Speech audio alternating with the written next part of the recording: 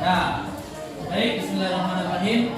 Assalamualaikum warahmatullahi wabarakatuh. Waalaikumsalam warahmatullahi wabarakatuh. Oke, apa kabarnya hari ini? Alhamdulillah luar biasa, hebat, semangat, Allahu Akbar. Oke. Sehat anak Ustaz semuanya? Sehat. Anak sehat semuanya? Sehat. Oke. Pada hari ini kita akan belajar pendidikan agama Islam. Nah, sebelum belajar, apakah kelasnya sudah bersih semuanya? Sudah bersih. Kalau ada sampah yang di bawah mejanya silakan diambil. Nah, masukin dalam sakunya. Nah, nanti dibuang. Oke. Siapa yang tidak hadir hari ini? Nah, kemana temannya Nurul kemana? Hah? Ada tahu kabarnya Nurul kemana? Nah, siapa lagi? Nah, mudah-mudahan Omi mana? Ada, kita doakan teman-teman kita yang tidak hadir besok datang ke sekolah dan bisa mengikuti pelajaran dengan baik. Baik. Coba berdiri semuanya. Nah, sebelum belajar kita ice breaking terlebih dahulu. Ya, Bapak cek dulu semangatnya. Ya, tepuk semangat.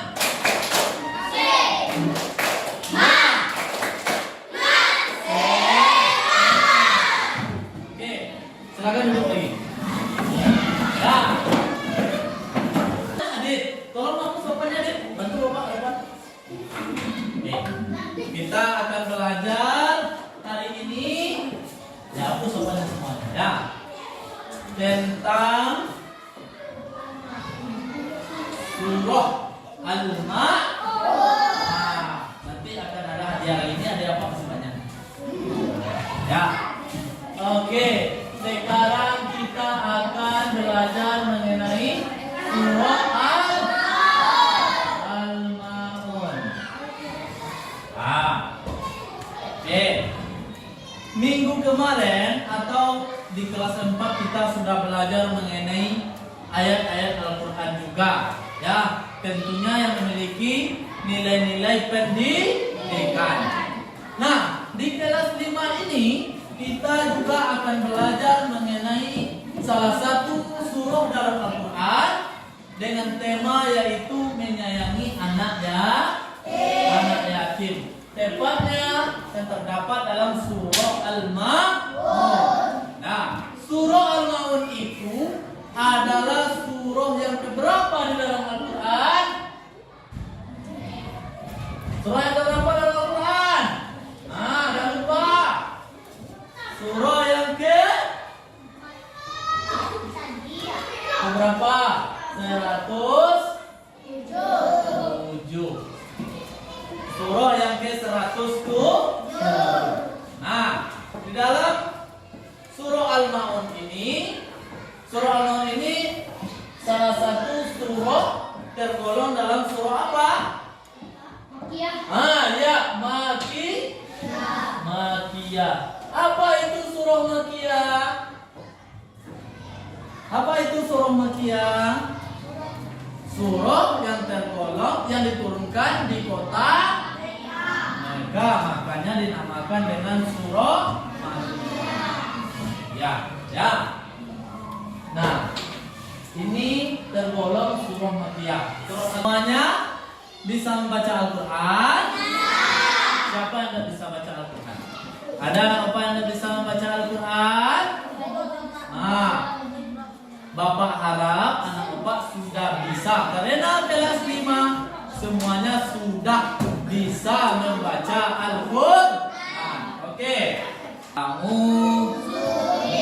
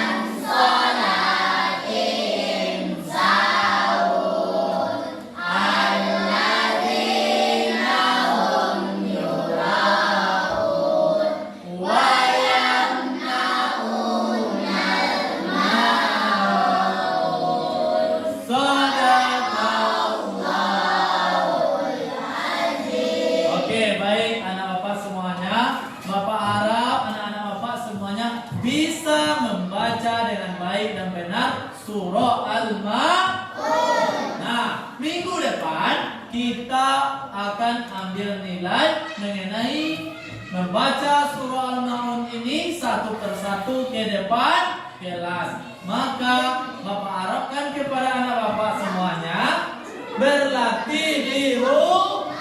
Nah, berlatih di rumah. Nah, itu kita yang pertama kita sudah selesai membaca surah Al-Ma'un. Nah, sekarang kita akan masuk kepada mengenai apa pesan pokok ya dalam surah Al-Ma'un ini. Ya, pesan pokok dalam surah Al-Ma'un.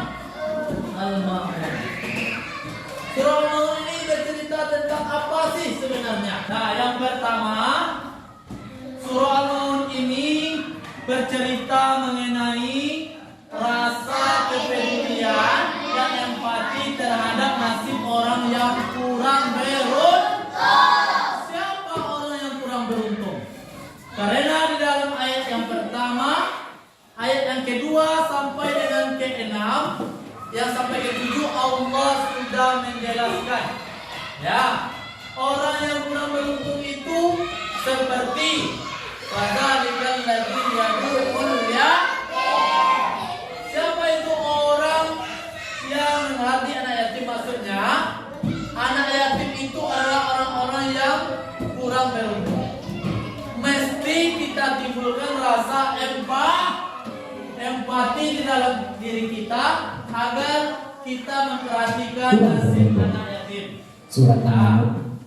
Di ayat pertama surah Al-Ma'un ini menceritakan apa katanya? Coba. Jadi ayat ini menceritakan tentang orang-orang yang mendustakan agama.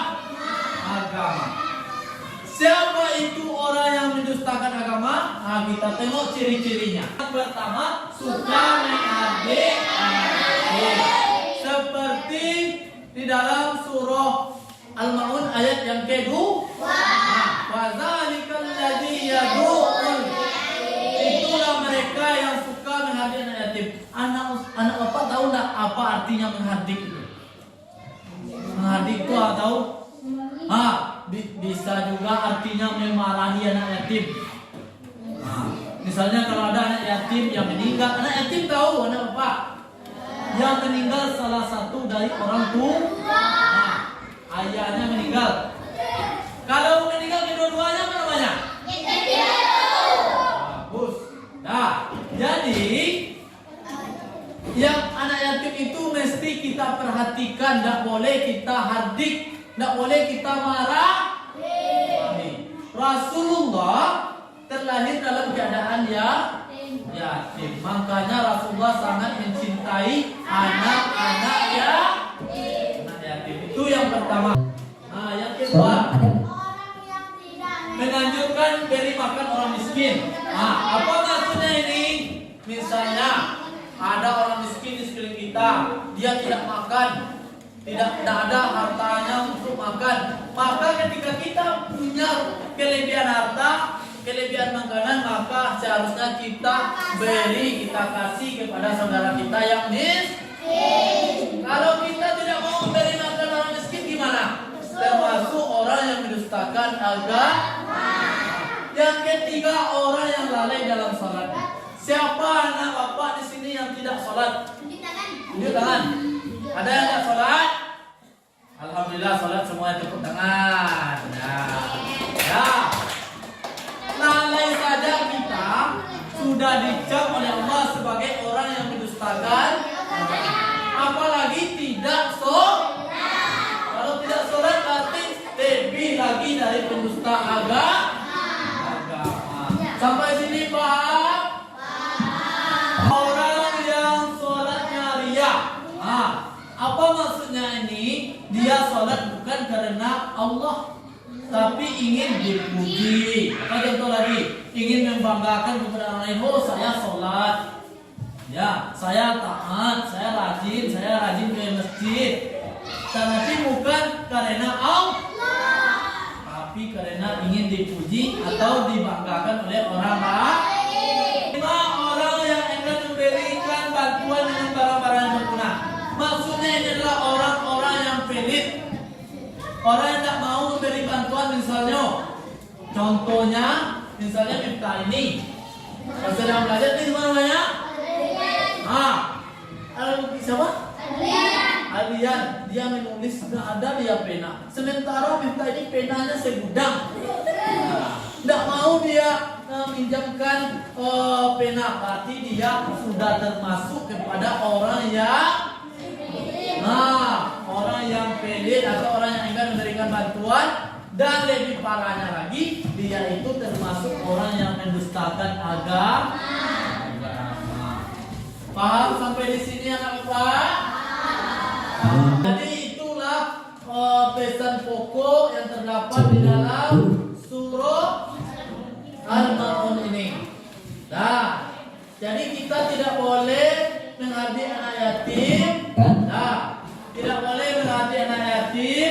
Tidak boleh apa lagi? Tidak memperhatikan memberi anjuran makan orang miskin. Karena kita harta yang berlebih kita kasih. Ya, kita harus peduli kepada saudara-saudara kita yang miskin. Nah, sudah paham? Ada berapa ciri orang pendusta agama tadi? Yang pertama apa tadi? Mengabdi anak yatim. Yang kedua? Miskin. Oke, yang ketiga? Orang yang lalai dalam sholatnya. Yang keempat? Orang yang ria atau suka pamer. Yang kelima, orang yang pelit atau orang yang enggan memberikan bantuan kepada orang lain. Oke, terima kasih untuk hari ini. Kita lanjutkan minggu depan. Bapak harap semua pelajaran yang kita sajikan hari ini bisa Anda ambil kesimpulannya. Apa kesimpulannya? Yang pertama, kita harus hafal surah Al-Maun. Yang kedua, kita harus menerapkan isi kandungan surah Al-Maun di dalam kehidupan sehari-hari. Demikian saja. Banyak maaf apabila taufiq wal hidayah. Kita tutup pembelajaran kita dengan membacakan Alhamdulillahirabbil alamin. Assalamualaikum warahmatullahi wabarakatuh.